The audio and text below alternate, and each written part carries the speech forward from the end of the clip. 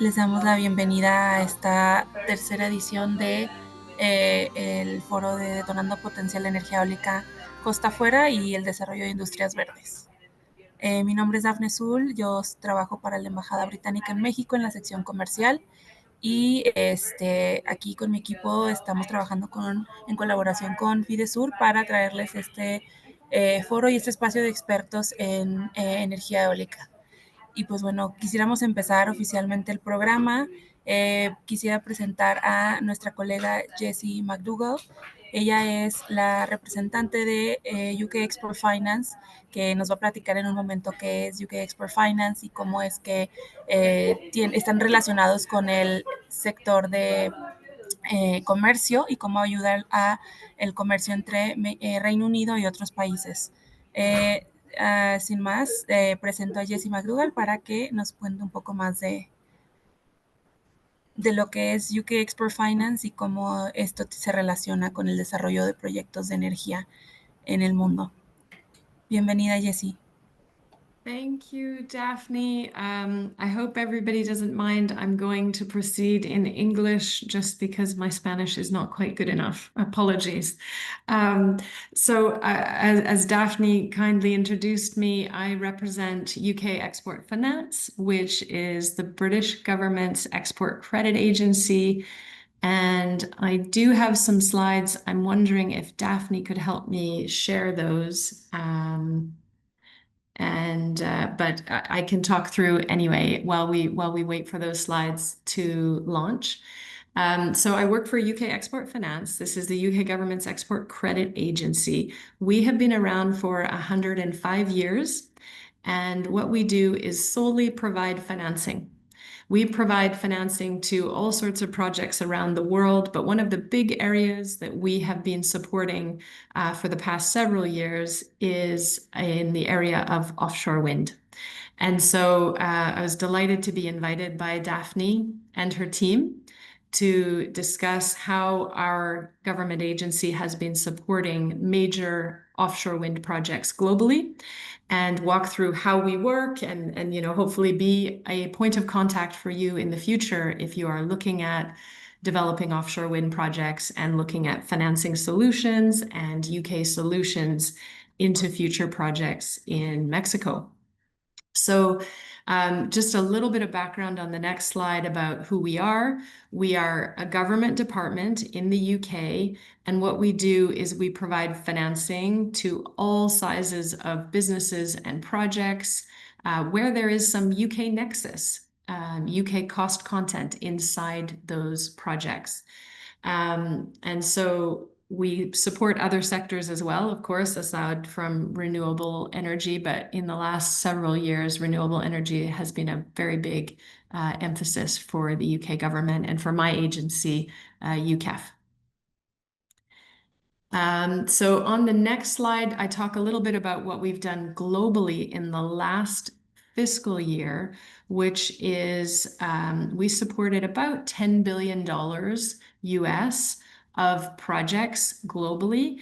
And we give a little bit of a breakdown here about the sectors that we support. It's aerospace, infrastructure and construction, defense. Energy is a huge area for us, petrochemicals, transportation, and many others, including things like media.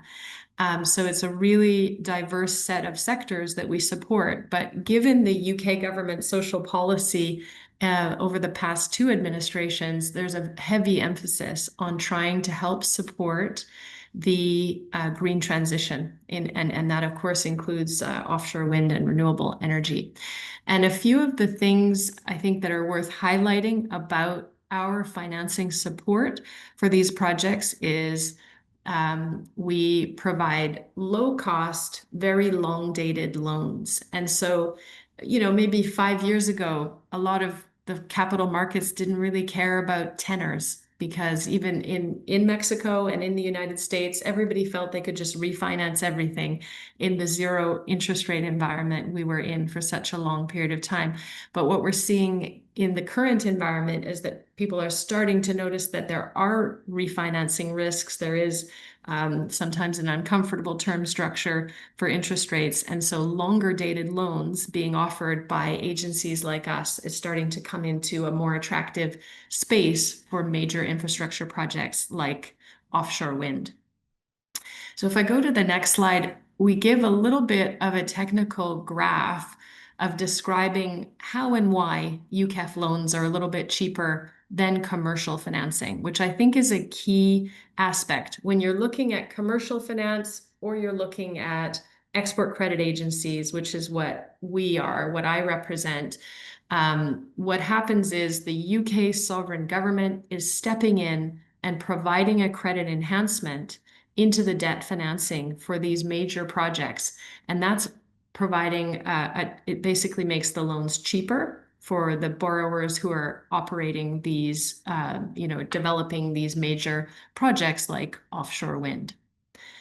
So I think we'll share these slides with interested counterparties afterwards. So don't feel like you have to memorize every aspect of this. So on the next slide, I wanted to highlight the main tool that gets used for offshore wind financing, and it's what we call the buyer credit facility. And what it is let's suppose we're looking at a $1 billion project, such as an offshore wind farm being built. My agency can fund up to 85% of that project. So 850 million of support in terms of debt financing can be offered by UK Export Finance. And that's 85% of what we call the contract value. And underneath that, our support is unlocked because of the existence of UK cost content in that $1 billion project. So if we're looking at $1 billion to build out an offshore wind farm, if together, and really this is where Daphne's team is a huge collaborator with my team, if Daphne and the Department for Business of Trade and her colleagues can help us find a minimum of $200 million in that $1 billion envelope of UK cost content. And that could be cabling, it could be services, it could be foundations from some of the many factories in the UK that build offshore wind foundations. Then we can help to unlock UK government low-cost, long-dated financing for those offshore wind projects. So on the next slide, I give a little bit of detail about the project company, the banks, and our role as export credit agencies. So the project company is usually a developer. That is often somebody like Equinor or Ørsted or Northland Power. I'm just listing out a couple of common developers that we've worked with. And we also partner with banks. So there's a bank that actually documents and administrates the loan facility to build out that offshore wind farm. And then my agency comes in, UK Export Finance, and we provide a credit guarantee into that debt facility, which lowers the cost for the developer and the wind farm owner of that offshore wind project. So I wanted to highlight, I know the slides right now aren't working at the moment, but I'm sure we'll get them going in a moment, but I'll just describe what I wanted to emphasize on the next slide, which is what we call the multiplier effect. And what I mean by that is we only need a minimal level of UK content to unlock over 4 times that amount of UK government financing into a major project. So 20% UK content unlocks about 85% of UK government financing into a major project. And so we are very, I guess, flexible and pragmatic in understanding that for major projects like offshore wind, there's very much a global supply chain. You're going to take some componentry that is certainly local civil works in Mexico, and then there's going to be some componentry coming from Denmark, from Germany. And so we provide a multiple of the capital of the elements that are coming from the UK exports in terms of helping to fund some of the local civil works and some of the foreign content that is going into these major projects. I wanted to just spend a couple minutes going through very, very quickly some of our case studies to highlight some of the major projects we have supported. So if we go 2 slides forward, I've got one slide that highlights 4 of the 6 offshore wind projects that we have supported to date. We provided 230 million pounds sterling of financing into a project called Formosa 2 in 2019. And the UK content in that context was the installation vessel from a company called Seajacks in the UK and heavy lifting equipment from a company called ALE. Another, I think we're having trouble getting to the slide, but one of the other offshore wind farms we supported, we provided 77 million pounds sterling of financing into a 600 megawatt project. And it was done in 2 phases, 100 megawatts in 2021 and 500 megawatts in 2023. And the UK content in that instance was cable vessel services and jacket foundations that unlocked our basically 100 million US dollars of support into that project. A third project I wanted to highlight is called the Greater Changhua offshore wind farm that we supported in 2021 with 200 million pounds sterling of UKEF debt financing. And that was a 605 megawatt project. And that the UK content that unlocked our financing support in that instance was offshore installation vessels and cable protection systems. And there's a fourth, oh, here we go. Thanks, you guys. I know sometimes they can lag a little bit. The fourth case study that I wanted to highlight in this set was 380 million sterling of UKEF financing support into a project called Hai Long in 2023. And the UK content in that instance that helped unlock our 450 million US dollars of support was supply of cable protection systems. So on screen, we've got a more detailed case study, which includes, I did, thank you for sharing all of these case studies to my team. I wanted to highlight some of the blue chip names of the types of counterparties that are involved in these major projects that are accessing our UK export finance, UK government support. So it's companies like Macquarie Green Investment Partners, it's like Copenhagen Infrastructure Partners, it is Ørsted, and the banking partners that collaborate with UKEF on these major projects include names like MUFG out of Japan, and Société Générale, and Cathay United Bank. So it's a mix of global counterparties involved in these major international transactions. This slide also highlights CDPQ out of Canada, being one of the sponsors for this particular offshore wind farm. And so we have basically a range of major blue chip international developers and commercial banks coming together and accessing UK export finance's credit guarantee to reduce the risk for the development of these major projects. On the next slide, I think we list out just a couple of other project sponsors and another large project that UKEF supported. In this case, the developer was Northland Power and Mitsui, Northland Power out of Canada. And again, we had another French bank, Crédit Agricole, supporting this project. This is an interesting one to highlight because I wanted to note how many export credit agencies are actively supporting this particular offshore wind farm. So we've got ourselves, UK Export Finance from the UK government. We've got EFA, Exfin, Credendo out of the Netherlands. EDC out of Canada, NEXI and JBIC out of Japan. So we have all sorts of government export credit agencies collaborating to co-finance major projects like this globally. And I can see that being a theme for Latin American offshore wind buildouts, where you'll have multiple export credit agencies collaborating to really bolster and support these major infrastructure projects. Now, in the next couple of slides, I've included some examples of the types of UK expertise and capability that have been included in some of these major international projects. This is by no means exhaustive, as Daphne's team will probably be able to share with you.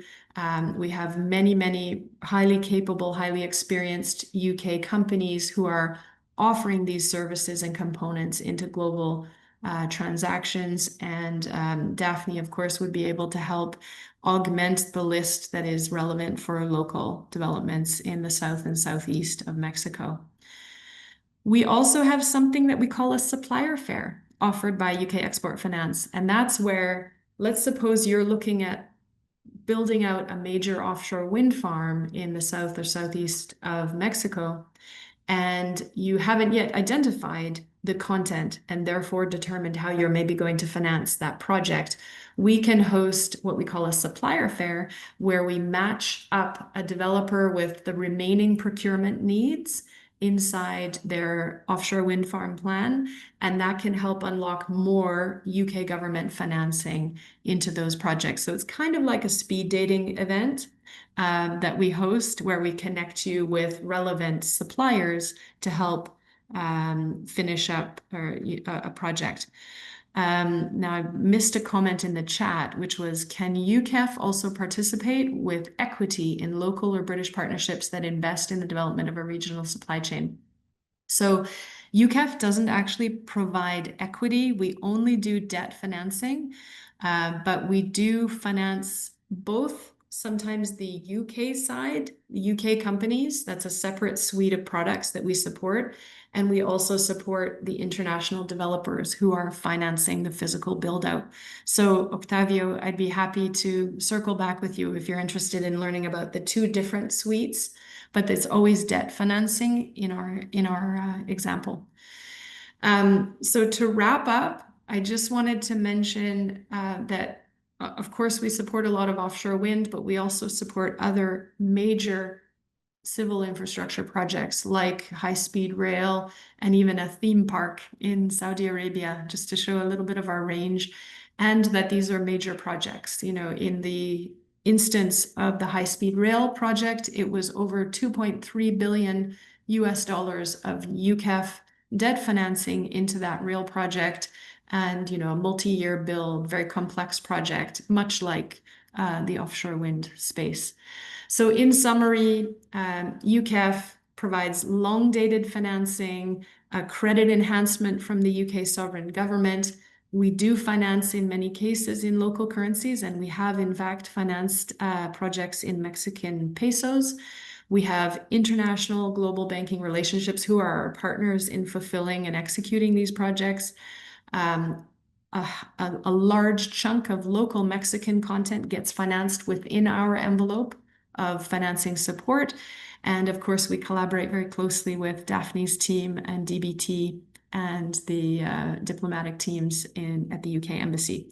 So I will wrap up because I know you have other speakers, but I have a couple of slides beyond this just describing some of the major projects we've supported that relate to wind and other sectors. Just to highlight how global our reach is in supporting major projects around the world.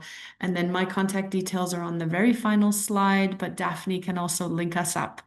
And if anybody has questions, I'll go through the ones I'm seeing right now on the chat, but happy to also hear questions from others. So Octavio also asked, do UK firms invest in the local supply chain? Does that qualify as UK content? Not exactly, Octavio. We can directly fund Mexican cost content within our multiplier effect, but we don't necessarily make an investment in helping them bolster or build out brand new facilities in Mexico, manufacturing facilities necessarily, unless those also had UK content themselves. So we could probably have a conversation if that isn't a satisfying answer. And then your final question was, can subnational governments be subject of preliminary studies financial support? That is a great question. We, as you know, there is a constitutional barrier to international financing for subnational entities at the government level in Mexico. Due to Mexico's constitution, it's not a prohibition on our side. But we do have a tool at UCAF to finance the preliminary studies. And this tool is called the Early Project Services Guarantee. And I can share with you after this call a link to our website that highlights how that support tool works. And it is exactly geared to fund what you're describing, Octavio, which is all of the FEED studies and the feasibility studies and the environmental and social studies that get you towards shovel readiness. So we do have a tool to finance that. Thank you for the question. I'm cognizant that it's not all my time, so I'll hand over to Daphne if she wants to either lead some more questions or shift to the next stage of your agenda. Thank you everyone for your time, and do feel free to get in touch with me through Daphne or directly. I'm very happy to continue a conversation with you. Hi, Gabriela. Thanks. Hi, Jessie. Thank you so much for your presentation today. In case we have more questions for you, we'll be sure to send them your way, and you can answer them by email, and we can share the responses with our audience. We will also be sharing your presentation.